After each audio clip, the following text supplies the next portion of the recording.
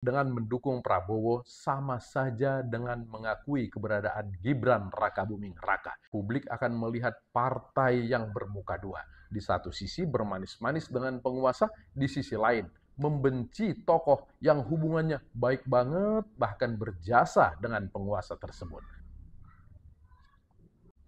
Siapa gerangan mediator pertemuan Prabowo dengan Megawati terungkap sudah. Dialah Sidarto Danusubroto, politisi senior PDIP, pensiunan jenderal polisi.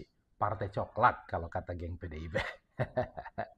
Selain upaya diam-diam pakai orang ketiga, keinginan bertemu itu sebenarnya sudah diungkapkan Megawati secara terbuka, meski dengan kode tipis-tipis. Ia menyebut soal kesukaan Prabowo menyantap nasi goreng yang ia masak sendiri. Mega dan Prabowo memang pernah satu perahu di Pilpres 2009. Di luar hal pribadi tersebut, soal konstitusi juga diungkap politisi PDIP seperti Hasto Kristianto dan Saleh Basara.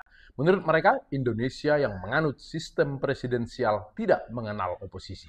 Jadi, PDIP akan mendukung penuh kabinet merah putih. Ada apa gerangan? Apakah PDIP masuk dalam jebakan pragmatisme? Ancaman Hasto membongkar korupsi elit meredup. Gugatan Andika Hendi di MK dicabut. Padahal, banyak kerugian yang timbul secara demokrasi. Check and balances eksekutif dan legislatif akan hilang karena komposisi partai-partai di DPR akan menjadi Kim plus plus. Kemudian, dengan mendukung Prabowo sama saja dengan mengakui keberadaan Gibran Rakabuming Raka. Padahal penunjukan Gibran yang katanya cacat konstitusi itulah salah satu pemantik memburuknya hubungan PDIP dengan Jokowi yang berujung pemecatan keluarga Jokowi dari partai. PDIP juga akan kehilangan peranan sebagai simpul ketidaksukaan publik kepada penguasa. Berseberangan dengan penguasa, entitas terbesar yang bisa menggerakkan seluruh organ negara memang butuh stamina yang maha kuat. Di ranah politik, Undang-Undang Pilkada yang jika diubah menjadi pemilihan oleh DPRD akan membuat PDIP sebagai satu-satunya partai di luar Kim gigit jari. Kongres PDIP bulan April bisa benar-benar diaut-aut. Mantan petinggi PDIP Effendi Simbolon sempat mengeluarkan pernyataan agar Megawati mundur saja. Memang itu bisa dituding sebagai suara orang kecewa karena dipecat. Tapi kan bisa juga dilihat suara itu sebenarnya ada di partai, tapi tidak ada yang berani mengungkapkan, setelah keluar baru berani diutarakan.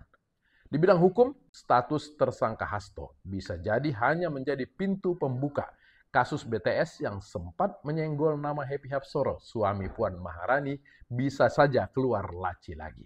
Masalahnya, jika PDIP ingin berbaik-baik dengan Prabowo, bagaimana dengan Jokowi? Publik akan melihat partai yang bermuka dua. Di satu sisi bermanis-manis dengan penguasa, di sisi lain membenci tokoh yang hubungannya baik banget bahkan berjasa dengan penguasa tersebut. Atau ini sebenarnya cara PDIP meraih simpati elektoral dengan cara berseberangan dengan tokoh yang sedang dimusuhi. Jokowi memang dimusuhi. Rumahnya di Solo seolah-olah menjadi tempat ziarah yang terus ramai. Perjalanannya kemana-mana masih seperti saat ia menjabat presiden, dielu-elukan oleh publik. Masuknya PDIP di barisan pendukung Prabowo juga akan mengubah konstelasi politik. PDIP adalah peraih kursi terbesar di DPR. Bisa saja ada partai yang merasa terpinggirkan lalu mencari perahu baru untuk persiapan 2029. Bukankah Golkar pernah berkeinginan menjadikan Jokowi sebagai ketua Dewan Pembina? Ruwetlah. Tapi politik memang harus ruwet sih. Mau mencari koin jagat aja ruwet kok. Kalau mau yang slow mah ngopi-ngopi aja.